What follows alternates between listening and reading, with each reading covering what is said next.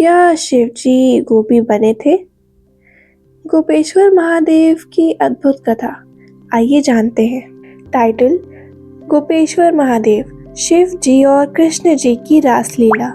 सुनियो प्यारे भक्तों, वृंदावन के पवित्र वनों की एक ऐसी कहानी जो आपके हृदय में दिव्य प्रेम और भक्ति का दीप जला देगी। ये कहानी है शिव जी और कृष्ण जी के अद्भुत लीलाओं की और उन प्रेम की जो सबसे शुद्ध, सबसे पवित्र और सबसे ज्यादा आकर्षित करती है। कई युगों पहले जब वृंदावन के हरियाली से घिरे वनों में कृष्ण अपनी मधुर बांसुरी बजाते थे, तब गोपियों के हृदय उनकी शक्ति और मधुरता की ओर आकर्षित होती थी। तब वहाँ का दृश्य ऐसा था जो शब्दों से परे है। हरियाली, फूलों की सुगंध, नदियों का चमकना और बांसुरी का मधुर सुर, सब एक साथ मिलकर दिव्य लीला का माहौल तैयार करते थे। ये था रास लीला या फिर महारास लीला, वो अद्भुत नृत्य जिसमें कृष्ण अपनी शक्ति और प्रेम से गोपियों को बांधते थे और उनके हृदयों को अपनी मधुर छवि से प्रकाशित करते थे। हर कदम, हर पल एक नया रंग, एक नई ऊर्जा भर रहा था।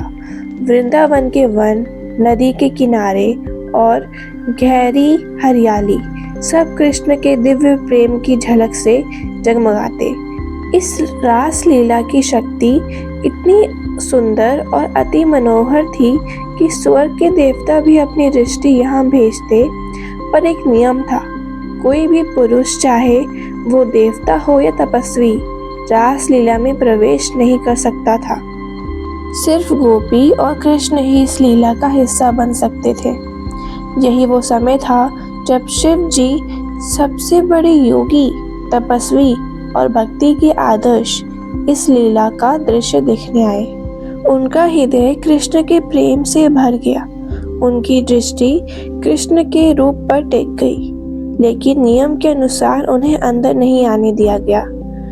महादेव, जिनकी तपस्या और शक्ति की दुनिया में कोई तुलना नहीं, अब विशेष प्रेम की डोर से बंधे इस दृश्य को सिर्फ बाहर से देख रहे थे।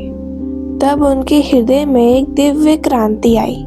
शिव जी के प्रेम और भक्ति ने एक ऐसा रूप धरा जो दुनिया ने कभी नहीं देखा था। उनके हृदय की शुद्धता और प्रेम की शक्ति ने उन्हें एक गोपी के रूप में परिवर्तित कर दिया। ये रूप इतना सुंदर, इतना पवित्र और इतना प्रकाशित था कि पूरे वृंदावन के वन और नदियां भी प्रकाश से जगमगा उठी।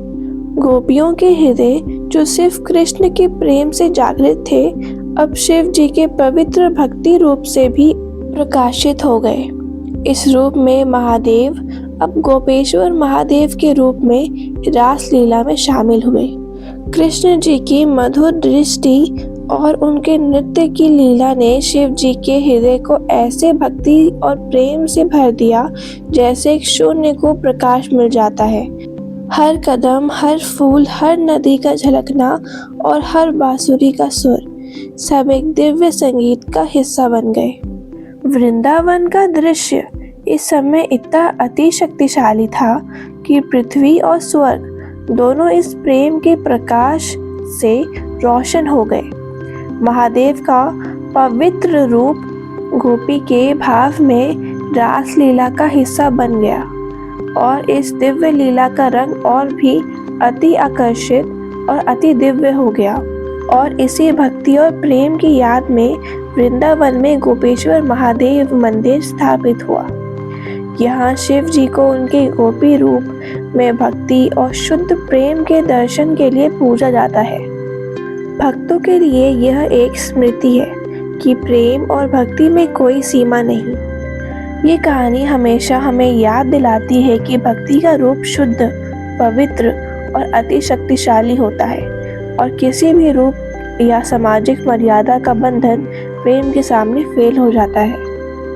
ये कहानी सिर्फ वृंदावन के वनों की नहीं, बल्कि हर भक्त के हृदय का एक दीप है जो कृष्ण और शिव जी के शुद्ध प्रेम से जगमगाता है। जब आप वृंदावन या गोपेश्वर मंदिर का दर्शन करें, आप अपने हृदय में भक्ति का दीप जलाएं।